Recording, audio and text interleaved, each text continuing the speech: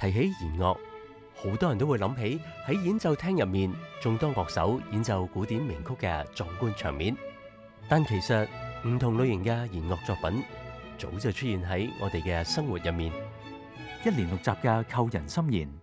會為大家介紹弦樂樂器以及弦樂作品點樣為不同場合添上獨特氣氛。弦樂家族有4種樂器，既可以獨當一面，亦能夠互相組合，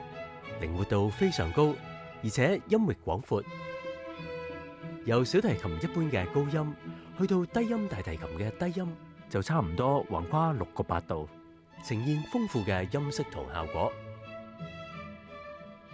所以一路以嚟，作曲家都不斷探索弦樂嘅各種可能性，創作出無數精彩嘅弦樂作品。出色嘅弦樂作品喺我哋生老病死唔同人生階段都陪伴住我哋。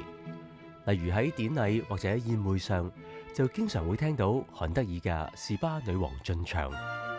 或者巴克嘅 G 弦歌調。士巴女王進場節奏明快，不斷反覆演奏主題旋律，營造出一片歡樂景象。而 G 弦歌調節奏柔和，但流露華麗典雅嘅氣氛，所以兩首樂曲都非常適合用嚟做正式場合嘅嘉賓進場音樂。至於巴海貝爾嘅 D 大調卡農曲，就稱得上係最受歡迎嘅婚禮音樂之一。樂曲通常先由3把小提琴輪流引入旋律，形成層次分明嘅複調結構，再以大提琴提供持續穩定嘅和聲框架，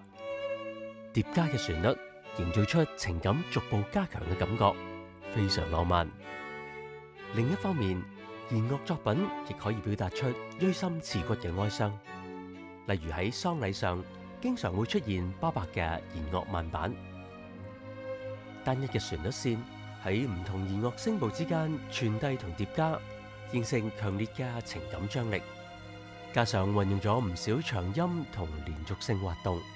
令人身同感受嗰一份悲傷。80年代嘅美國電影《殺戮戰場》就以呢首樂曲為慘烈嘅戰爭場面配樂，畫面同音樂相互配合下，深深觸動觀眾。人生嘅高低起跌、生老病死，同大自然嘅四季非常相似。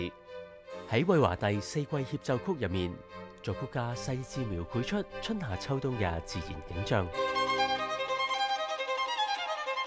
由春天充滿生機嘅鳥鳴聲，到冬天寒風凜冽嘅感覺，全部都活靈活現。所以佢哋唔單止係電視廣告嘅寵兒，近年亦都有香港電視劇主題曲採用四季冬天部分嘅旋律，為歌曲增添磅礴氣勢。下一集會特別用弦樂四重奏嘅形式，為你演奏莫扎特嘅 G 大調弦樂小夜曲裏面嘅第一樂章。從簡潔流暢嘅旋律同清晰工整嘅樂曲結構入面，可以感受弦樂嘅魅力所在。